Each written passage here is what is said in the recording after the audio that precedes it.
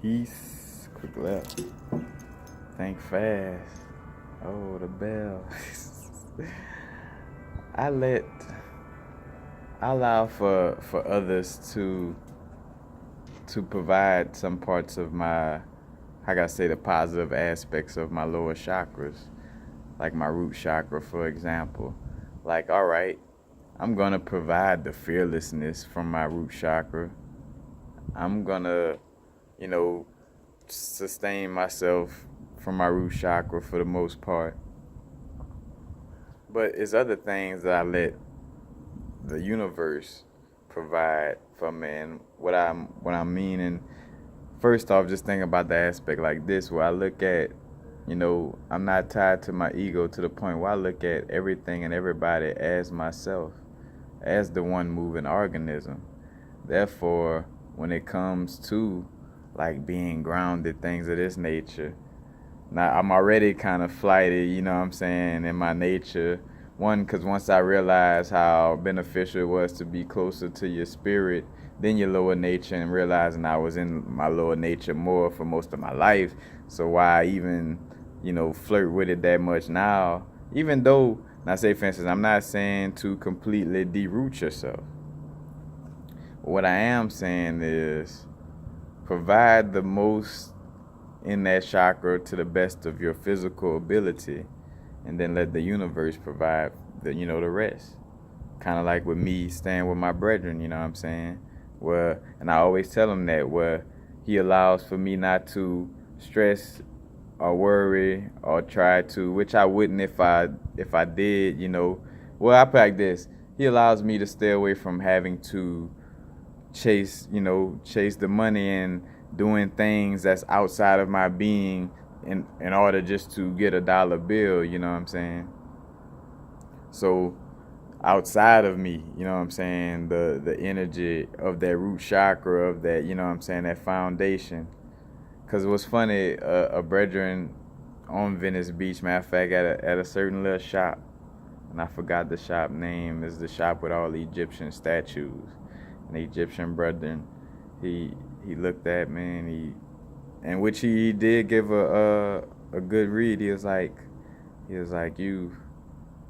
I feel your energy, you're spirited, but you lack grounding. He was like, you're grounded like a tree, but you should be grounded like a mountain.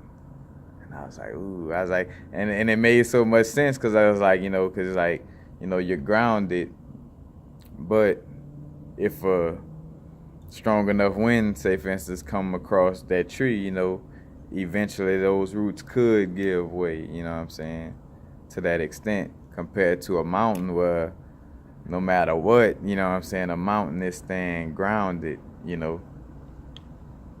And I thought of the analogy also, like where I brought this conversation to from the beginning, is the grounding is provided by my physical being and others. And I thought about how, the whole earth, not even a mountain, like the whole earth, the whole everything, is my grounding, is holding me here, you know what I'm saying?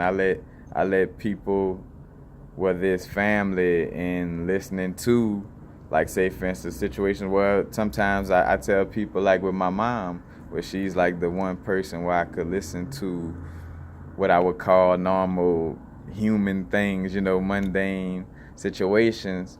Like I could actually sit there and listen, but it's like my grounding, coming from outside of my being, but really outside of my being when it really is my being. Because again, I embrace the aspect of the one organism. So in that way, I provide the most for myself, you know what I'm saying, in a way that feels comfortable with my being and my growth. And don't get me wrong, I am growing, and I'm gonna get to the point of, learning how to fully ground myself and still be in the clouds at the same time, you know what I'm saying?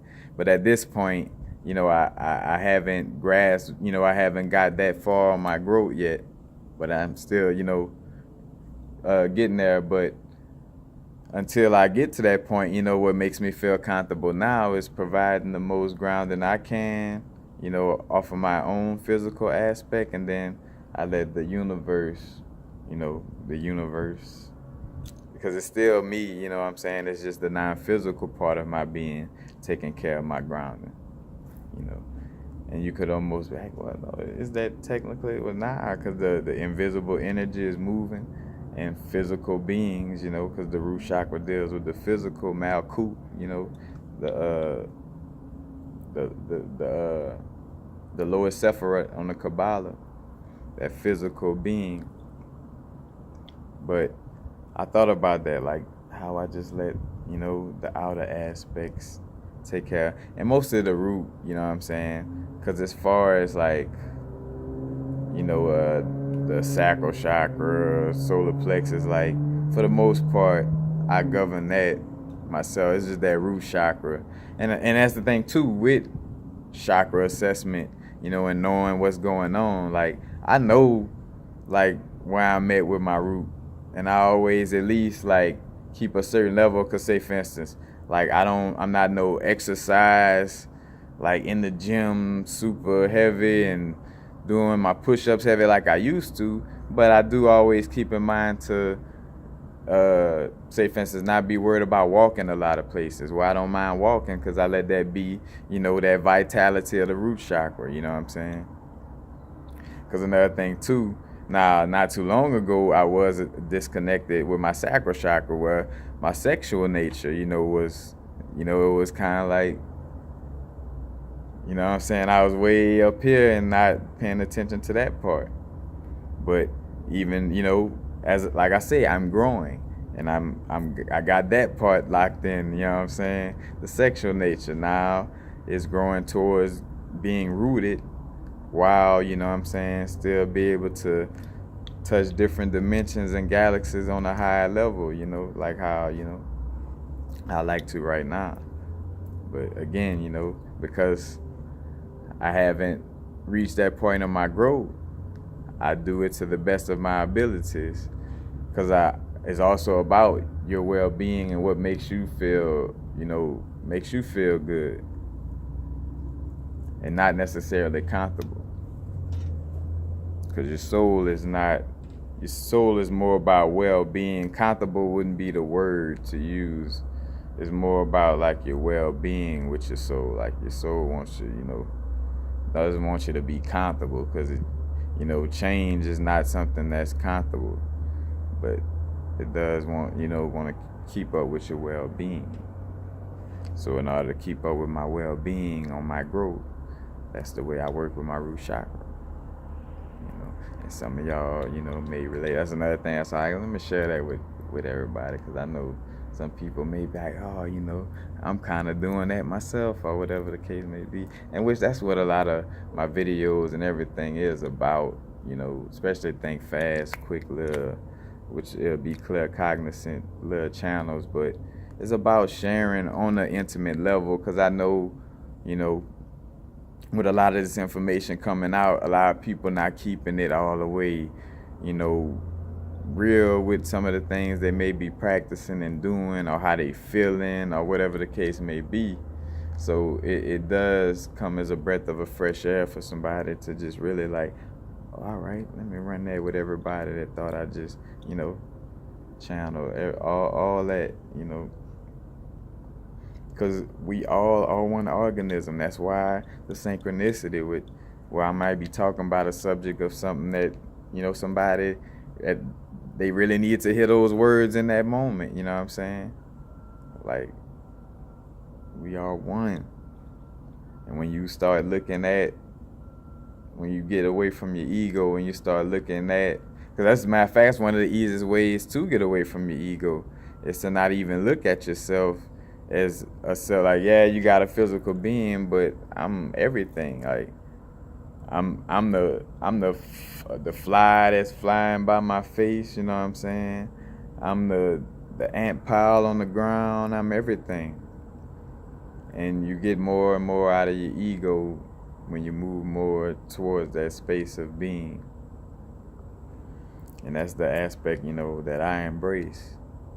And it always keeps me reminded that, because it even helps it's with everything, empathy, because you give people the time of the day listening wise, because this is extension of me reaching out, and if I can listen, right now I will.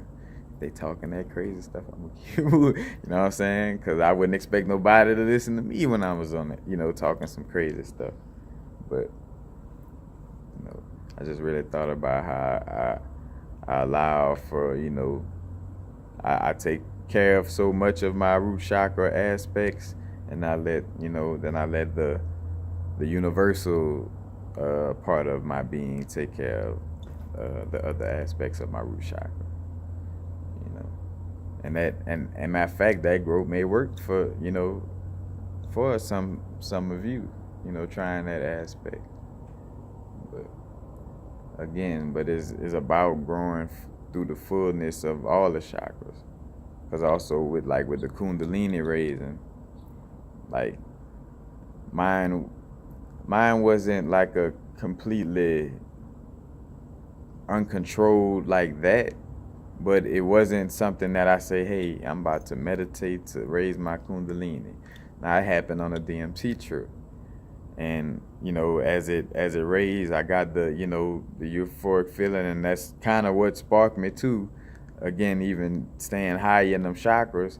But again, that's another thing with the Kundalini awakening, but which that have to be a video for a different time if I don't have an older video on it. But you could raise it in essence where so much energy it could surge and, throw you off. If you're not grounded, you can't really properly, assimilate the energy throughout the chakras, properly. And that's one aspect to that I think, has to do with that situation for myself. But, and it's all about being honest about your assessments. Like when you're looking at your, chakra assessments, everything, you gotta be real. Which of course, if you're looking at yourself as the universal self and you about growth and you got you understand that it's not about, oh, let me run from this aspect, or I don't do this, or I don't do it. It's like, nah, you understand that I'm growing. So if it do feel like it's something that hurt me, it must be something that hurt my ego, and that's something I need to work on. But peace. Happen now. Now is the vibrate. Not going too far in the future. Not going too far in the past. Right now.